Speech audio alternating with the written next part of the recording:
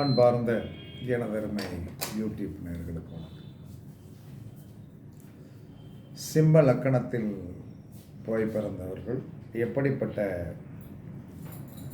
நடைமுறைகளை கடைப்பிடித்துக் கொள்ள வேண்டும் என்று சொல்லக்கூடிய ஒரு விதி. முக்கியமான நிகழ்ச்சிகளில் கலந்து கொள்ளும் முன் உணவை அறிந்துவிட்டு செல்லுங்கள், அதிர்ஷ்டம் வரும் அப்படிங்க. ஒரு நிகழ்ச்சியில் கலந்து கொள்கிறேன், அங்கே போய் சாப்பிட்டுக்கலாம் அப்படிங்கிற ஒரு நிலைமையை விட்டுட்டு நீங்கள் என்ன செய்யணும்னா, இங்கேருந்தே சாப்பிட்டுட்டு போயிருங்க. சாப்பிட்டு போயிட்டு அங்கே ஒரு லேசாக டச் பண்ணிக்கலாம், அப்போ அதிர்ஷ்டம் வருங்க. மனைவி சகோதரர் மகள்கள், தங்கை, அக்கா, மகன், மகளுடன் நல்லுறவை வைப்பேன். மனைவி சகோதரர் மச்சனனுடைய குழந்தைகளுடனும் தங்கை, அக்கா, குழந்தைகளுடனும் நல்ல உறவாக இருங்க. நல்லா இருப்பீங்க. ஒரு ஃபோன் பண்ணாலும் என்ன செய்கிறீங்க, நல்லா இருக்கீங்களா அப்படின்னு நீங்கள் கேட்டீங்கனாலே அது வாழ்க்கையில் வெற்றியை கொடுக்கும்.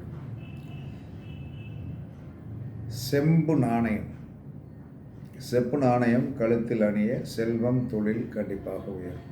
செப்பு நாணயம் கழுத்தில் அணிய செல்வம் தொழில் உயரும். கண் பார்வையற்றவர்களுக்கு ஞாயிற்றுக்கிழமை 10 பேருக்கு இனிப்பு வழங்க வாழ்வில் வளம் சேரும். கண் பார்வையற்ற ஒரு 10 பேருக்கு ஞாயிற்றுக்கிழமை வந்து என்ன சொன்னாங்கன்னா, இனிப்பு வழங்கி உபசரிக்க வாழ்வில் வளம் கண்டிப்பாக சேரும். அன்பளிப்பு வாங்கினீங்கன்னா மீண்டும் நீங்கள் திரும்ப ஒரு அன்பளிப்பு கொடுத்துட்டீங்கன்னா அந்தஸ்து வந்து கண்டிப்பாக உயரும். தெரிஞ்சுக்கிட்டு மாமிசம் உண்பதை அறவே தவிர்ப்பது உங்களுடைய லக்கணத்திற்கு சிறப்பு. மாமிசங்கள் உண்பதை அறவே தவிர்ப்பது நல்லது. 7 வகை தானியங்களை வாங்கி சிகப்பு துணியில் கட்டி படுத்து உறங்கி மறுநாள் காலை அதை எறும்புகளுக்கு போடவும். பித்ரு தோஷம் போகும், சுபகாரிய தடை நீங்கும். இதை சனிக்கிழமை செய்யும். 7 வகை தானியங்கள் அப்படிங்கிறது என்ன சொன்னால், இதில் ராகு கேதுகளை சேர்க்கக்கூடாது அப்படிங்கிறாங்க. அப்போ கோதுமை, பச்சரிசி, அதற்கடுத்து என்ன சொன்ன துவரம்பருப்பு, சிறுபயிறு, கொண்டக்கடலை, வெள்ளை மொச்சை, எள்ளு, இந்த தானியங்களை 7 வகை தானியங்களை வாங்கி சிவப்பு துணியில் கட்டி தலைக்கடியில் வச்சு படுத்து உறங்கி மறுநாள் காலை எறும்புகளுக்கு போடவும். இது புத்திர தோஷம். இந்த காரியத்தை எப்போ செய்யணும் அப்படின்னா சனிக்கிழமை செய்யணும் அப்படின்னா சனிக்கிழமை செஞ்சு ஞாயிற்றுக்கிழமை அவ்வளோதான். இதை ரெகுலராக செஞ்சு வாங்க, கண்டிப்பாக நன்றாக இருக்கும். அதற்கடுத்து எப்பயும் வந்து என்ன சொன்னாலும் வந்து சிம்ம லக்கணத்தில் போய் பிறந்தவர்கள் அன்னதானம் செய்யணும். அன்னதானம் செய்வது சிறப்பு. அதற்கடுத்து எப்பயுமே கொஞ்சம் 100% வந்து உண்மை பேசுங்க. 100% உண்மை பேசும்போது நல்லா இருப்பீங்க. வாக்குறுதியை ஒரு இடத்துல வாக்குறுதி கொடுத்துட்டிங்கன்னா வாக்குறுதியை வந்து காப்பாற்றினீங்கன்னா சிறப்பாக இருக்கும். சிம்ம லக்கணத்தில் யார் பிறந்திருந்தாலும் நீங்கள் என்ன செய்யணும், இந்த செடி, எலுமிச்சம் செடி வீட்டில் வச்சு வளர்க்கணும். மாடி தோட்டத்தில் வைங்க, ஒன்றும் பிரச்சனைலாம் கிடையாது. ஏன்னா உங்களுக்கு நன்மையை செய்யும். சிம்மலக்கணத்தில் போய் பிறந்தவங்க என்ன சொன்னால், எலுமிச்சங்கன்று வாங்கி வளர்த்து எலுமிச்சம் செடியை வந்து பராமரித்து வந்தீர்கள் என்று சொன்னால் உங்களுடைய வாழ்க்கை உயரும். அதற்கடுத்து என்ன செய்யணும்னா வந்து அந்த எலுமிச்சம் செடி வந்து பூர நட்சத்திரம், பூரம், உத்திரம், அஸ்தம், சித்திரை, சுவாதி, விசாகம். அப்போ வந்து எப்பயுமே கொஞ்சம் வந்து நீங்கள் என்ன செய்யணும் அப்படின்னா, கற்கண்டு இருக்கு இல்லையா,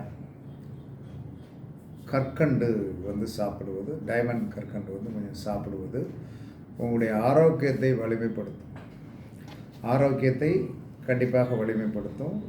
பிரச்சனைகள் வந்து கண்டிப்பாக வரும். எப்பயும் வந்து கொஞ்சம் வந்து நெகட்டிவான வேவிங்ஸ் வந்து உங்களிடம் இருந்தது என்று சொன்னால், வாயில் வந்து என்ன சொல்கிறாங்கன்னா வந்து கற்கண்டு, டைமண்ட் கற்கண்டு போட்டு கொஞ்ச நேரம் சுவைத்து பார்த்தீர்கள் என்று சொன்னால் கண்டிப்பாக உங்களுடைய ப்ராப்ளங்கள் வந்து சால்வ் ஆகும். இது வந்து உங்களுடைய இதுக்கு செய்துக்கிடுங்க. இதெல்லாம் வந்து என்ன சொன்னாலும் உங்களுக்கு நன்மை செய்யும். அன்னதானம் செய்யணும், உண்மை பேசணும், வாக்குறுதியை காப்பாற்றணும். இதெல்லாம் வந்து ஒரு லக்கணத்தில் பிறந்தவர்கள் இப்படி தான் இருக்கணும். இந்த ஸ்ட்ரெச்சரை கடைபிடிச்சாலே முதலில் லக்கணம் வலிமையாயிடும். அதற்கடுத்து லக்கணம் வலிமையாசம் எல்லாமே கிடைக்கும். அதற்கடுத்து கன்னி லக்கணம். கன்னி லக்கணம் வந்து என்ன சொல்லலாம்னா, கன்னி லக்கணத்தில் போய் பிறந்தவர்களுக்கு பெண் குழந்தை நல்லது. பெண் குழந்தை பிறந்தால் நல்லது. குழந்தைக்கு மூக்குத்தி அணியவும்,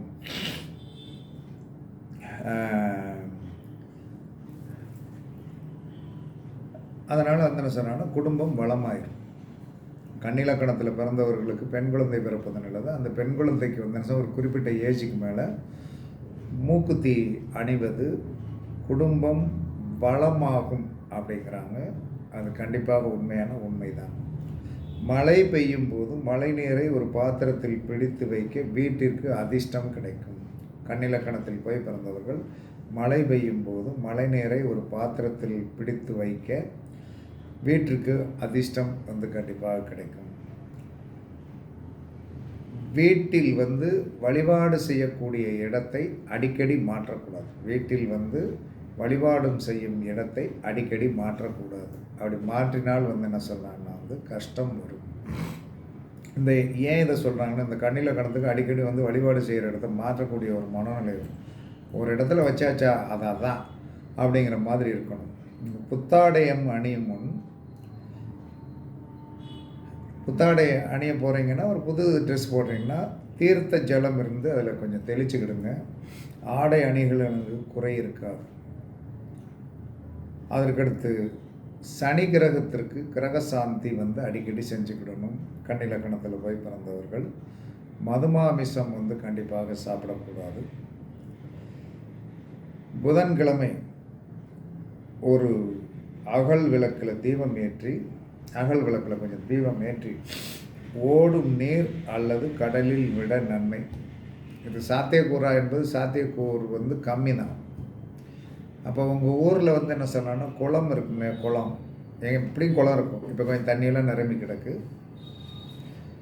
அப்போ என்ன சொல்கிறான்னா அதிகாலையில் போங்க. அதிகாலையில் போய் வந்து ஒரு அகல் விளக்கு நல்லா பொருத்தி நிதானமாக விடுங்க. அது அப்படியே அந்த அலையடிக்கிற தோதுக்கு தக்கன வந்தனசா அப்படியே மிதந்து போகும். அதை கண்ணார நன்றாக கண்டு கழித்து வந்தீர்கள் என்று சொன்னால் சிறப்பு சிறப்பு சிறப்பு. புதன்கிழமை தான் இதை செய்யணும். நீங்கள் வந்து அகல் விளக்கு வந்து என்ன சொல்லணும், ஒரு மெல்லிசான ரொம்ப படக்குன்னு முங்கிடக்கூடாது. அந்த மாதிரி ஒரு அகல் விளக்கை ரெடி பண்ணுங்கள். பண்ணி வந்து என்ன சொன்னோன்னா இந்த குளத்தில் வந்து கொஞ்சம் விட்டீங்கன்னா கண்டிப்பாக நன்மை நடக்கும். புதன்கிழமை கன்னிலக்கணத்தில் போய் பிறந்தவர்கள் விரதம் இருக்க நலம். யாரையும் சபிக்கக்கூடாது. வாக்குறுதி யாருக்கும் தரக்கூடாது. வாக்குறுதி இதை செஞ்சிருவேன் அதை செஞ்சிருவேன் அப்படின்னு சொல்ல வைக்கக்கூடாது. பச்சை நிற கர்ச்சிப் கண்டிப்பாக உங்களுக்கு அதிர்ஷ்டத்தை தரும். பச்சை நிற கர்ச்சிப் வந்து மிதநிலக்கணத்தில் போய் பிறந்தவங்க தான் வச்சுக்கிடக்கூடாது. கன்னிலக்கணத்தில் போய் பிறந்தவர்கள் பச்சை நிற கர்ச்சிப் வந்து வச்சுக்கலாம். அப்போ கன்னிலக்கணத்தில் போய் பிறந்தவர்கள் எப்பயுமே இந்த உங்களுடைய நீங்கள் நட்டு வளர்க்க வேண்டிய மரம் என்று ஒன்று உண்டு.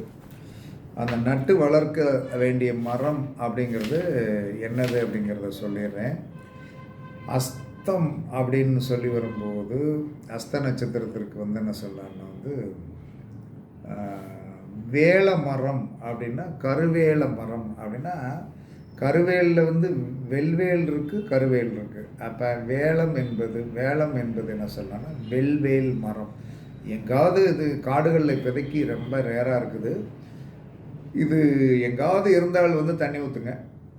வேலை மரத்திற்கு கருவேலம் மரத்திற்கு கருவேல மரத்துக்கு ஊற்றக்கூட வெல்வேல் என்பது இருக்குது. கொஞ்சம் அது வந்து பச்சை அமைப்பில் இருக்கும், முள் நிறைய இருக்கும். அப்போ அதுக்கு நீங்கள் வந்து இது பண்ணணும். அதற்கடுத்து வந்து என்ன சொல்லலான்னா வந்து அஸ்தம், சித்திரை, சுவாதி, விசாகம், அனுசம், கேட்டை. எப்பயுமே அடிக்கடி செர்ரி பழம் சாப்பிடுங்கள், வல்லாரை மிட்டாய் சாப்பிடுங்கள். செர்ரி பழமும் வல்லாரை மிட்டாயும் சாப்பிடுவது உங்களுடைய உடல் நலத்தில் உள் உறுப்புகளுக்கு நல்ல வந்து ஒரு யோகத்தையும் தன்மைகளையும் வந்து கண்டிப்பாக கொடுக்கும். அதாவது விருச்சங்கள் வந்து என்ன சொன்னால் லக்கணத்தை பலப்படுத்திடும். அப்போ லக்கணத்தை பலப்படுத்தும் போது உடலை பலப்படுத்துவதற்கு என்ன அப்படின்னு சொல்லி வரும்போது இந்த கன்னி லக்கணத்தில் போய் பிறந்தவர்கள் செர்ரி பழத்தையும் அதுக்கடுத்து என்ன சார் வல்லாரை மிட்டாயும் சாப்பிடுவது கண்டிப்பாக சிறப்பு. பச்சை நிற கச்சி வச்சுக்கிடுங்க, இதெல்லாம் நல்லாயிருக்கும், கண்டிப்பாக நல்லாயிருக்கும். எந்தவித பிரச்சனையும் தன்மைகளும் இருக்காது. ரெண்டாவது என்ன சொன்னேன்னா அதுக்கடுத்து என்ன சொன்னான்னா ஏன் திரும்ப ஒவ்வொரு வீடியோவிலையும் லாஸ்ட்டில் வந்து என்ன சொன்னேன்னா தாமரை மோதிரம் வாங்குங்க, வலம்புரி சங்கு வாங்குங்க, ரசமணி வாங்குங்க, வலம்புரி விநாயகர் வாங்குங்க. இதெல்லாம் உங்களுக்கு வந்து கண்டிப்பாக இந்த 2025 வந்து ஒரு பெரிய அதிர்ஷ்டத்தை வந்து கண்டிப்பாக கொடுக்கும். ஏன்னா வந்து என்ன சொன்னான்னா வந்து மனிதன் ஏதாவது உண்டு ஒரு வருஷத்தின் உதயம் அப்படின்னு சொல்லி வரும்போது நம்ம பிரபலமாக எதை கொண்டாடுறோம்? ஆங்கில வருடப்பிறப்பு கொண்டாடுறோம். அப்போ அந்த ஆங்கில வருடப்பிறப்புக்கு தக்கன தான் எல்லோரும் என்ன செய்கிறீங்க, அந்த பலாபலன்லாம் கேட்குறீங்க. தமிழ் வருடப்பிறப்புக்கு முக்கியமான விஷயங்கள் வந்து நம்ம கொடுக்கணும். அது ஜோதிடர்கள் மட்டும்தான் கொடுத்துக்கிட வேண்டியதான். அப்போ இந்த 2025 வந்து பெரிய வெற்றிகள் வேண்டுமா? வெற்றிகள் வேண்டும் என்று சொன்னால் கண்டிப்பாக வந்து இந்த 4 பொருள் வந்து உங்கள் 2 பொருள் வந்து உங்களுடைய இதில் இருக்கும். இதில் அருணாக்கயிறில் ஒன்று இருக்கும், இடது கை மோதிர விரலில் ஒன்று இருக்கும். சங்கம் விநாயகரும் வீட்டில் வந்து பூஜை ரூமில் இருப்பாங்க.